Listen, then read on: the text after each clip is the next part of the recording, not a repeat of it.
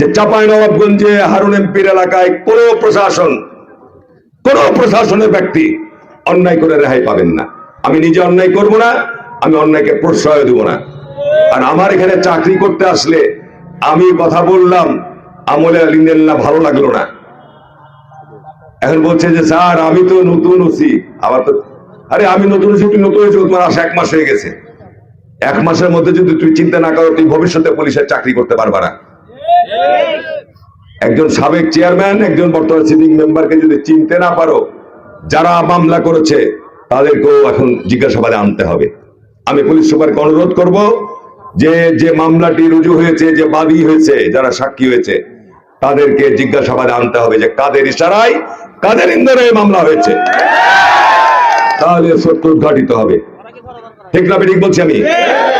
সুতরাং ওই কাউকে দিয়ে মামলা করে দিয়ে রেহাই পাবো, এটা হবে না।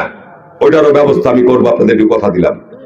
আমি ইতিমধ্যেই আমি প্রকাশ্য, সাংবাদিকরা আছে, প্রকাশ্য বলছি, রাজশাহী ডিআইজি কে বলেছে, পুলিশের প্রধান রাজশাহী বিভাগের, যে নবাবগঞ্জ সফর করে যান।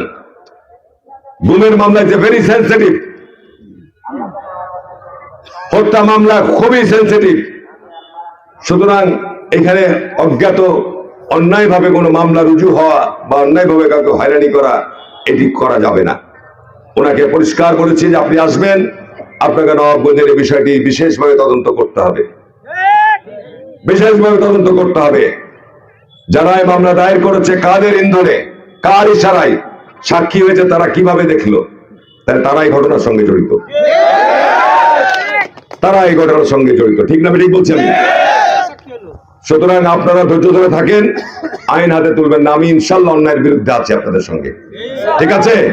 এখানে নুরুল থাকবে, যেভাবে আপনারা নির্বাচন করছেন সেভাবে নির্বাচনের কাজ করেন। এখানে অমরকে বলবেন যে নির্ভয়ে থাকুক, নির্ভয়ে এখানে থাকবে, ঠিক আছে? কোনো অসুবিধা নাই, অসুবিধা হলে আমি আছি ইনশাল্লাহ, ঠিক আছে? আর বক্তব্য বাড়ালাম না। ইনশাল্লাহ, ইনশাল্লাহ বাংলাদেশকে আমরা আগামী দিনে নিরাপদ সুন্দর বাংলাদেশ গড়ব, আপনাদেরকে সমর্থন নিয়ে, আপনাদের সহযোগিতা নিয়ে, ঠিক আছে? ভালো থাকেন। আসসালামু আলাইকুম ওয়া রাহমাতুল্লাহি ওয়া বারাকাতুহু।